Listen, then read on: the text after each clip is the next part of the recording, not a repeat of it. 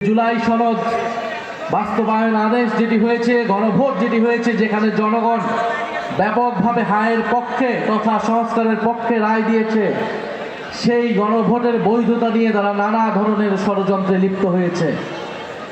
সেই জুলাই সনদ বাস্তবায়ন আদেশ এবং গণভোটের বৈধতাকে তারা আদালতে নিয়ে যাওয়া, তাদের সরকার দলপন্থী আইনজীবীরা সেটা আদালতে নিয়ে যেয়ে বৈধতাকে প্রশ্নবিদ্ধ করার চেষ্টা করছে, আদালতের উপর চাপ প্রয়োগ করছে।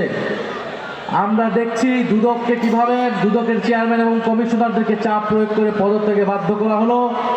বাংলাদেশ ব্যাংকের গভর্নরকে মব তৈরি করে সেই তার প্রতিষ্ঠান থেকে তার প্রতিষ্ঠান ছাড়তে বাধ্য করা হলো। বিগত আমলে আমরা শেখ হাসিনার আমলে দেখেছিলাম এইভাবে রাষ্ট্রীয় প্রতিষ্ঠানগুলো, দেশের প্রতিষ্ঠান, বিচার বিভাগ, প্রশাসন, পুলিশ সব কিছু কীভাবে একটি দলীয়করণ করা হয়েছিল। সেই একই প্রবণতা আমরা এই সরকারের মাত্র এক মাসও হয় নাই, সেই সরকারের শুরু থেকেই আমরা দেখতে পাচ্ছি। মেঘ দেখলে বোঝা যায় বৃষ্টি হবে কিনা, দিনের শুরুতেই আকাশ দেখলে বোঝা যায় যে আজকের দিনটা কেমন যাবে। এই সরকারের প্রথম শুরুর দিক থেকে দেখেই বোঝা যাচ্ছে এই সরকার বাংলাদেশকে কিভাবে পরিচালিত করতে চাচ্ছে, কোন দিকে নিয়ে যেতে চাচ্ছে। সংস্কারের বিপক্ষে, বিচারের বিপক্ষে যদি কোনো শক্তি, কোনো সরকার দাঁড়ায়, বাংলাদেশের জনগণ সেটা গ্রহণ করবে না। আমি এই কাজ করতে চেয়েছিলাম। দায়িত্বশীল বিরোধী দলের ভূমিকায় আমরা সংসদ এবং সংসদের বাইরে থাকতে চাচ্ছি এখনো, কিন্তু সেটার জন্য সরকারকেও দায়িত্বশীল আচরণ করতে হবে। এই আগামী 12 তারিখ অধিবেশন হবে, সেই অধিবেশনের শুরুতেই সংস্কার পরিষদ, সংবিধান সংস্কার পরিষদের সদস্য হিসেবে তাদেরকে শপথ নিতে হবে এবং ফ্যাসিস্টের রাষ্ট্রপতিকে অপসারণের জন্য যথাযথ ব্যবস্থা গ্রহণ করতে হবে। অন্যথা যদি ঘটে, বিচ্যুতি যদি ঘটে, তাহলে 11 দলকেও, আমাদেরকেও, জাতীয় নাগরিক পার্টি এনসিপিকে আমাদের চিন্তা করতে হবে, আমাদের সিদ্ধান্ত নিতে আমরা বাধ্য থাকব। আর একটি বিষয় আমরা দেখছি, সারা দেশে নানা প্রক্রিয়ায়, নানা পায়তারায় ফ্যাসিস্ট আওয়ামী লীগকে পুনর্বাসনের প্রচেষ্টা চলছে। মিডিয়ার মাধ্যমে বিভিন্ন মিডিয়া নানা পরিকল্পনা করে জুলাই গণঅভ্যুত্থানকে টার্গেট করে যাচ্ছে। 5ই আগস্টের পর থেকে এবং এই নির্বাচনের পর থেকে সরকারের আশ্রয়ে প্রশ্রয়ে এবং গ্রিন সিগন্যালে তারা ব্যাপকভাবে আওয়ামী পুনর্বাসনের চেষ্টা এবং সেই ন্যারেটিভে তারা নিউজ, তথ্য, সংবাদ, অপতথ্য তারা প্রচারণা করছে।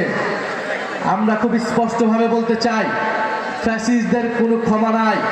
ফ্যাসিস্টদের বিচার, ফ্যাসিবাদের দোসরদের বিচার এই বাংলার মাটিতে হবেই হবে ইনশাআল্লাহ।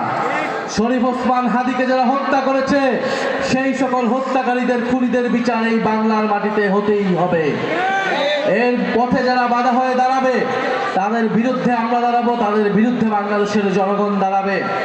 আমরা খুব স্পষ্টভাবে বলতে চাই, মুক্তিযুদ্ধের নামে, 7ই মার্চের নামে, শেখ মুজিবের নামে, অন্য যে কোনো কিছুর নামেই ফ্যাসিস্টদেরকে যদি পুনর্বাসনের প্রচেষ্টা চালানো হয়, তাহলে সেটা আমরা মেনে নেব না। মুক্তিযুদ্ধ আমাদের গৌরব ইতিহাসের অংশ।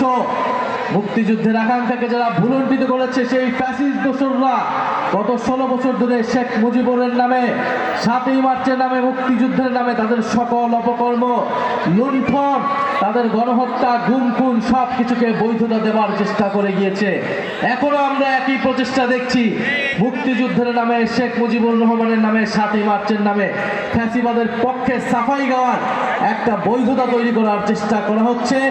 এই সকল চেষ্টাকারীদেরকে বলে দিতে চাই, আপনাদেরকে আমরা হুঁশিয়ার করতে চাই, এই ধরনের অপচেষ্টা করে কোনো লাভ হবে না।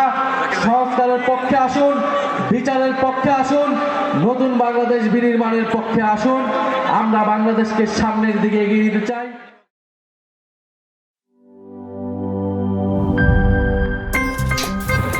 আমার একটা স্মার্ট সিদ্ধান্তে 25% গ্যাসের খরচ কমেছে। ভাবছেন কিভাবে?